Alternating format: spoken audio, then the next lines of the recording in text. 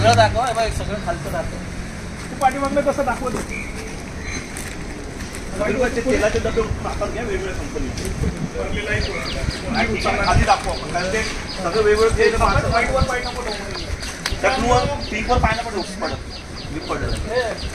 जिथे नूडल्स बनते ना तिथून वरती आणि खाली येताना पण नूडल्स सारखी फिलिंग येते. तुम्हाला दाखवतो बघा इथं काय बनतंय. या आतमध्ये या.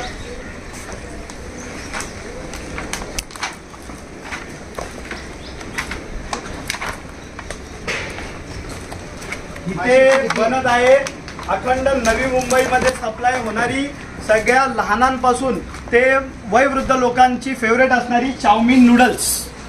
या इकडे चाऊमिन नूडल्स कोणत्या अवस्थेत बनते ते पाणी बघा.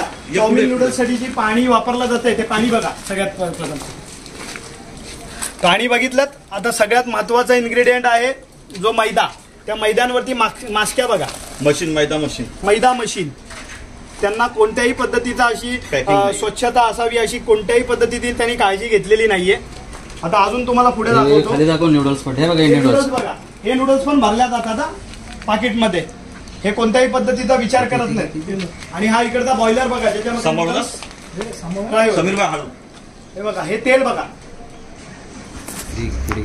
काळं काळं, म्हणजे आपण इंजिन ऑइल वापरतो ना त्या पद्धतीचं तेल झालंय ते. आणि या ह्याच्यामध्येच नूडल्स फ्राय केली जाते. पुढे पुढे आहे बघा ना. आणि तेल मैदा पण वापरलं जातं तेही बघा. तो बघ लाटून ठेवलाय मैदा.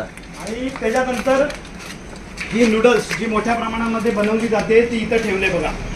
ही अशी नूडल्स इथं पेरून ठेवलेली आहे. त्याच्यावरती कोणत्याही पद्धतीचा स्वच्छता किंवा हायजीनचा पण त्यांनी लक्ष दिलेलं नाही. सगळं पॅकिंग होती.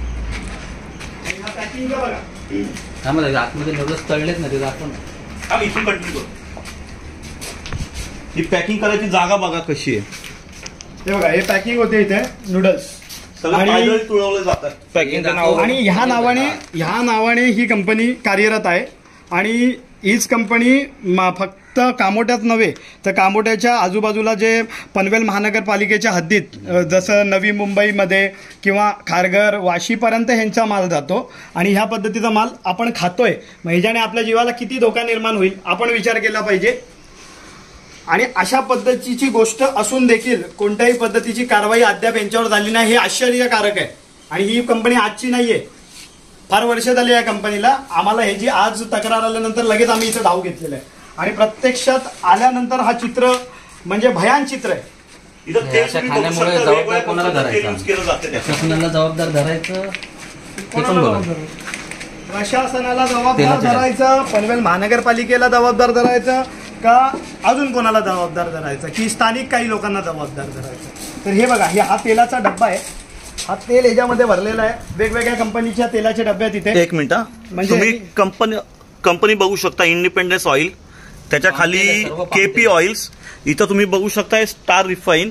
म्हणजे वेगवेगळ्या पद्धतीचं कंपनीचं तेल युज केलं जातं आणि ते आपण खातो. आपण आजच्या घडीला हे बघा हा मैदा ठेवलेला आहे. आणि ह्याच्यावरती पहिला माशी याचा आस्वाद घेते मग माणूस घेतोय. मग त्याच्याने आपल्या तब्येतीला किती चांगली गोष्ट घडेल.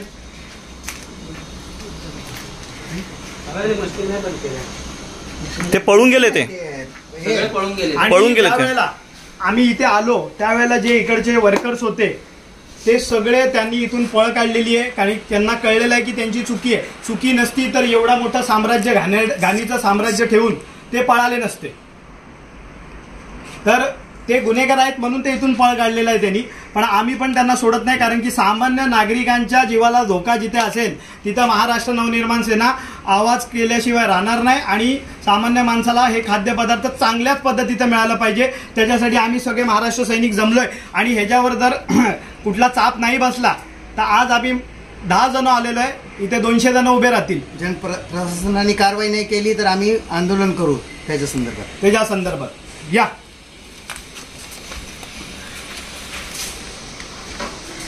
पाणी दाखवलं दुधाचं पाणी दाखवलं. पुन्हा एकदा